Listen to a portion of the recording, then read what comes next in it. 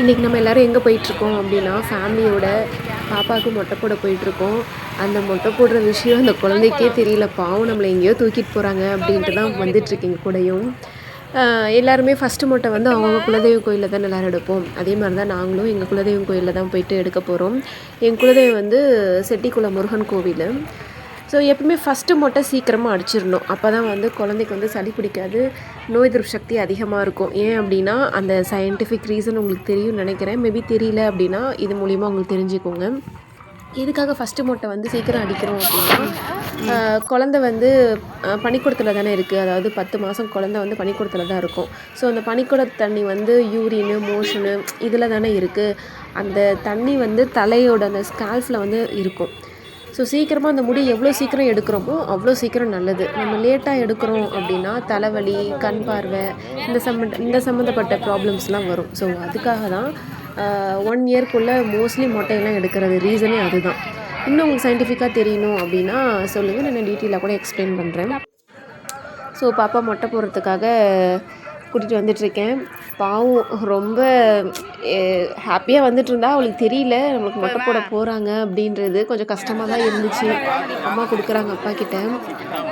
அப்போ தான் அவளுக்கு தெரியுது நம்மளை ஏதோ பண்ண போகிறாங்க அப்படின்ற லைட்டாக அவளுக்கு ஒரு பயம் வருது. அதை நீங்களே பாருங்களேன், உங்களுக்கு தெரியும்.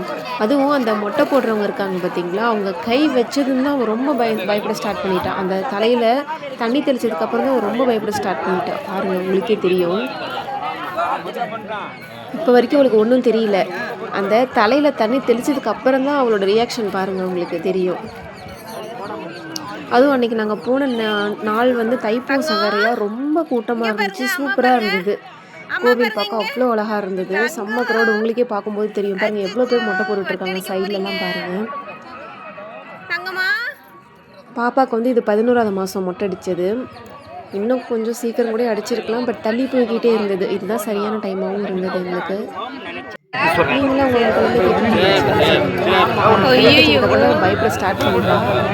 பாருங்களேன்.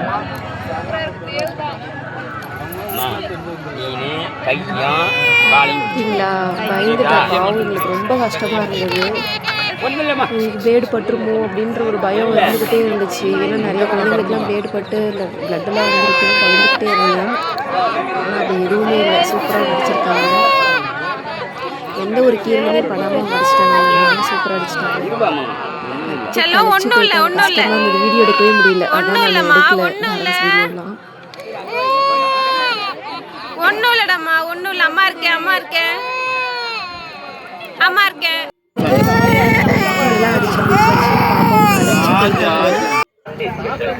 வேறு மொட்டை அடித்து சந்தனம் பூசி புது ட்ரெஸ்லாம் போட்டு பார்க்கவே அழகாக ஜம்முன்னு இருக்காங்கல்ல. இப்போ நாங்கள்லாம் எதுக்கு நின்றுட்டுருக்கோம் அப்படின்னா, சரி பிரசாதம் சாப்பிட்டு போகலாம் அப்படின்ட்டு லைனில் நின்றுட்டுருக்கோம். அன்னதானம்லாம் நிறைய பேர் போட்டுட்டு இருந்தாங்க. கீழே மலை மேலே நிறைய பேர் போட்டுட்டு இருந்தாங்க அன்னதானமெல்லாம். ஸோ பிரசாதம் தான் வெயிட் பண்ணிகிட்ருக்கோம்.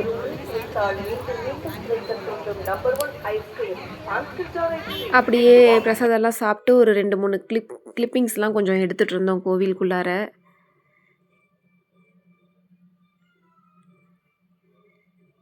அந்த பிரசாதம் வாங்குகிற டைமில் அந்த கிளிப்பிங்ஸ்லாம் எடுத்துகிட்டு நானும் அம்மா சாப்பிட்டு முடிச்சுட்டு அடுத்து மலை மேலே ஏற ஸ்டார்ட் பண்ணிட்டோம். ஏறுறது தான் கஷ்டமாக இருக்கும். இறங்கும் போது ஈஸியாக இறங்கிடலாம். ஸோ பாப்பாவோட ஃபஸ்ட்டு குலதெய்வம் கோயிலுக்கு நாங்கள் போகிறோம். செட்டிக்குளம் முருகன் கோவில். நிறைய பேர் காவடி தூக்கிட்டு போனாங்க, அழகு குத்திட்டு போனாங்க. பார்க்கவே அவ்வளோ இதாக இருந்தது.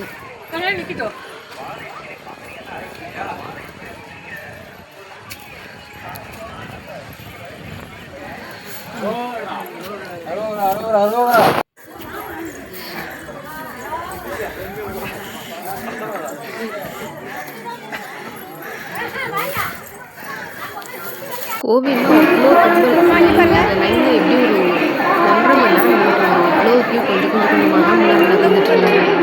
ரொம்ப க்ரௌடாக இருந்துச்சு. பாருங்கள், பார்க்கும்போதே தெரியும். அந்த கூட்டத்தில் எல்லாருமே பாப்பாவை தான் பார்த்துட்டு இருந்தாங்க. அந்த வீடியோஸும் உங்களுக்கு நான் ஆட் பண்ணியிருக்கேன். பாருங்கள் எவ்வளோ லைன் பார்த்தீங்களா, எங்கே வரைக்கும் நிற்குது. செம்ம க்ரௌடு. பாப்பா அந்த லைன்லலாம் என்ஜாய் பண்ணிக்கிட்டு இருந்தா. பாருங்க நல்லா விளையாண்டுக்கிட்டு என்ஜாய் பண்ணிக்கிட்டு சவுண்டை பார்த்தீங்களா?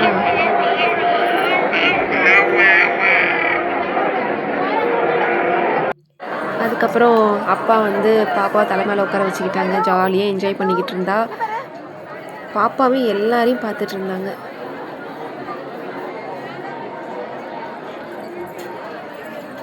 எல்லாரோட கண்ணும் பாப்பா மேலே தான் இருந்தது. பார்த்தீங்களா எப்படி இருக்கா?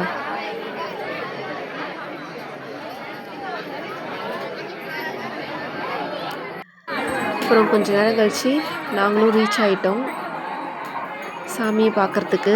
ஆக்சுவலாக வீடியோ இது மாதிரிலாம் எடுக்கக்கூடாது அப்படின்ற மாதிரி சொல்லிட்டு இருந்தாங்க. யாரும் ஆனால் கேட்கல. நிறைய பேர் ஹைட் பண்ணிட்டு எடுத்துகிட்டு இருந்தாங்க. நானும் அதே மாதிரி தான் ஹைட் பண்ணிட்டு எடுத்துகிட்டு இருந்தேன்.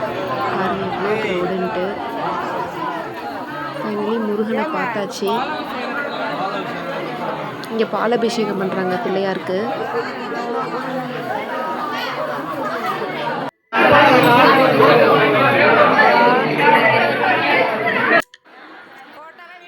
கடைசியாக முருகனை தரிசனம் பண்ணிவிட்டு நானும் பாப்பாவும் கொஞ்சம் ஃபோட்டோஸ் வீடியோஸ் எல்லாம் எடுத்துகிட்டு கிளம்பியாச்சு. ஃபஸ்ட்டு மட்டும் இப்படி தான் போச்சு. சூப்பராக போச்சு.